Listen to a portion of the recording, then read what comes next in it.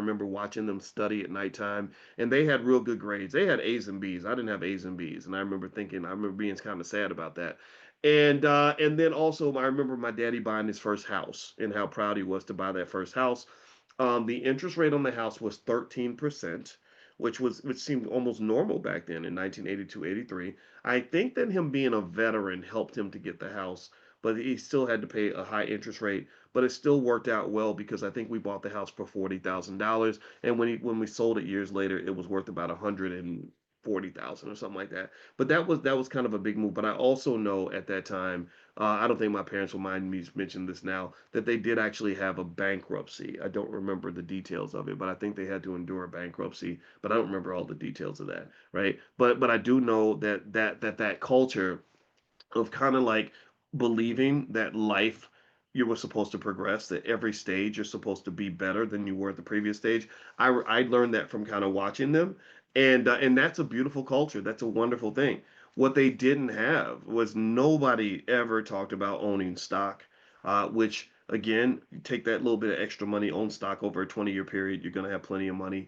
And then there was no conversation about owning a business. There's not, that wasn't even a concept, but I got a taste of it when I used to. There was this lady. I got exploited as a child. Did y'all know that I was a victim of child exploitation? How y'all knew this? That I literally, if I wanted to be a victim, I could probably like tell a story and write a book or something about being trafficked. I was kind of trafficked, but not in a sexual way, and not in a Diddy kind of way. But you can say I was trafficked. Let me explain my trafficking story here. Okay, so I'm not making. If you really were trafficked, my heart goes out to you. So please don't think I'm making light of that. But anyway, here's what happened. Like, it was real stuff.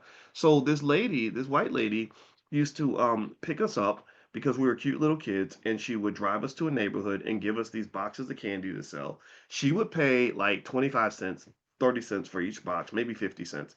We would sell them for $3 because we were kids, and she would give us a script to read, and it would be like, my name is Boyce, and I am selling candy to stay out of the streets so that I don't kill you and go to prison. Whatever it was. It was something like, those little Boys in the Hood stories, right? I didn't live in no hood like that. I wasn't in a rich neighborhood or anything like that. Not even middle class. But I wasn't like a street dude. I didn't want to be. I knew street dudes. I wasn't trying to be one, right? And but I would read this little poor black kid story, and at first, it was really hard. I didn't know how to get people to buy, but eventually they started buying. I got really good at it. I became like one of the best salespeople in the group. So at the end of the day, the lady would pay us 75 cents for every box we sold.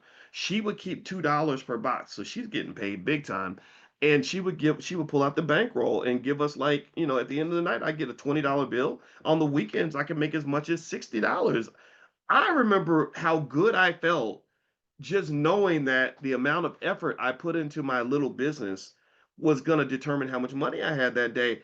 I ate that stuff up.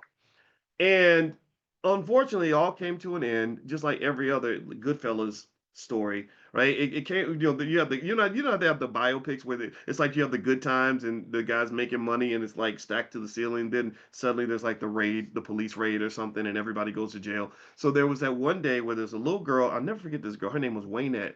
This dang little girl came out, and I didn't like her. She had such a nasty attitude.